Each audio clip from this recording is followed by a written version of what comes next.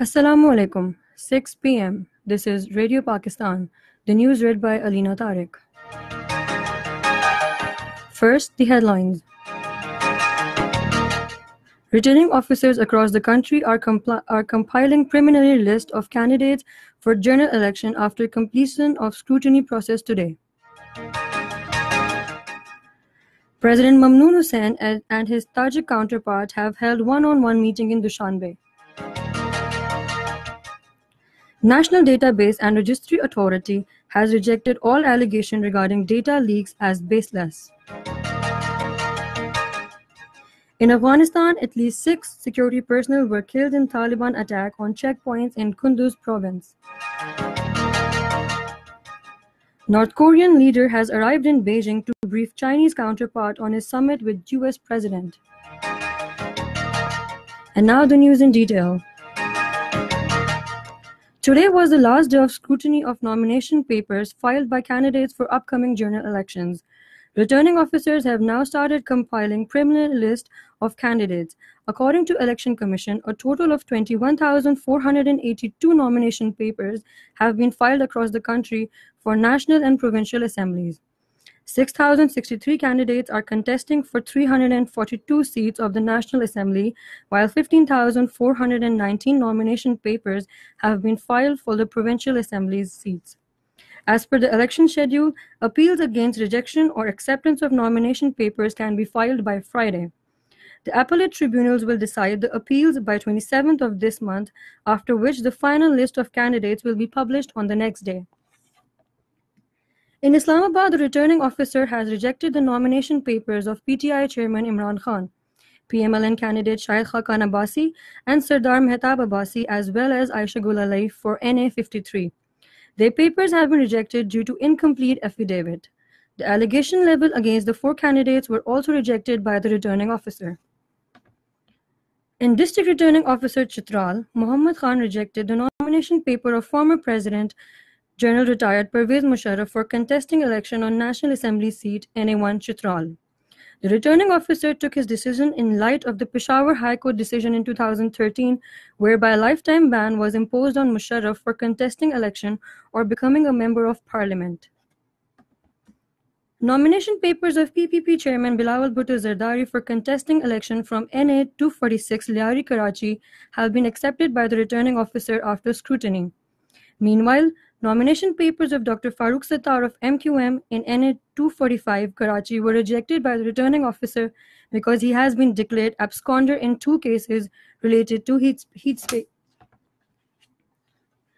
In Punjab, the scrutiny process of candidates belonging to various political parties as well as those contesting independently continued on the last day today. Spokesman of Provincial Election Commission Office, Ms. Huda Gohar, told Radio Pakistan that the list of candidates whose paper have been accepted will be available later in the night, after the completion process is over.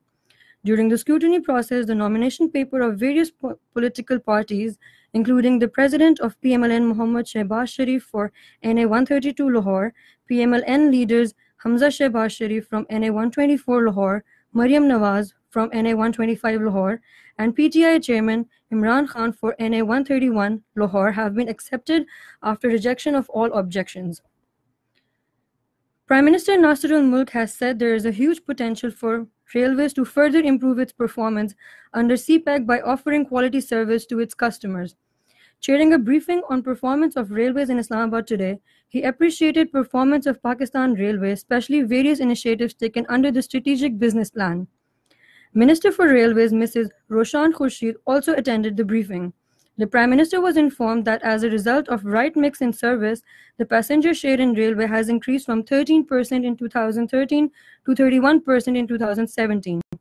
He also appraised that railways record of revenue of 50 billion rupees in 2017 and 18 as compared to the revenue of 15.5 billion rupees in 2011 and 12.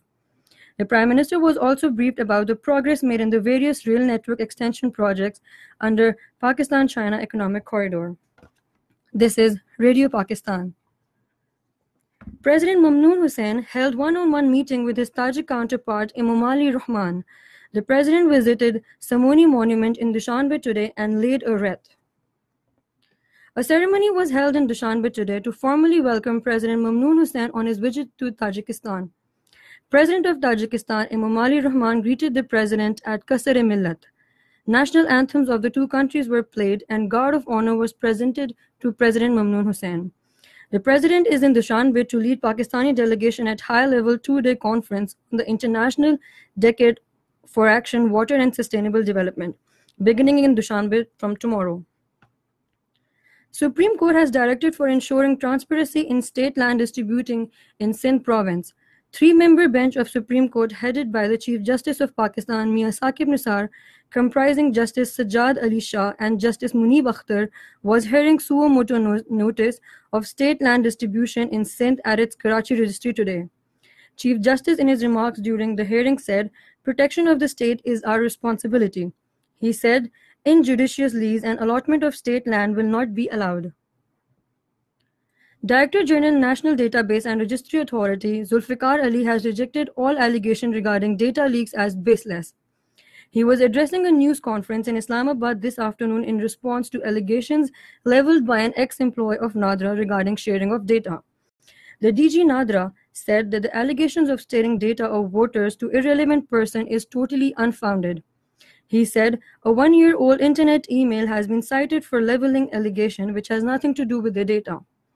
Zulfikar Ali said that the Supreme Court appreciated NADRA for its input and dual nationality case, and the allegation of misleading the court in this regard is completely baseless. In occupied Kashmir, puppet Chief Minister Mehbooba Mufti has resigned after developing differences with the coalition partner BJP. The alliance between her People's Democratic Party and BJP, which is in power in New Delhi, has ended after 4 years. A Kashmiri delegation met the UN High Commissioner for Human Rights Zaid Rad Al Hussein in Geneva and thanked him for the historic role in the release of the first ever UN report on Kashmir. The report has reaffirmed the international status of Kashmir as a disputed territory and censured India for its serious human rights violation in the valley.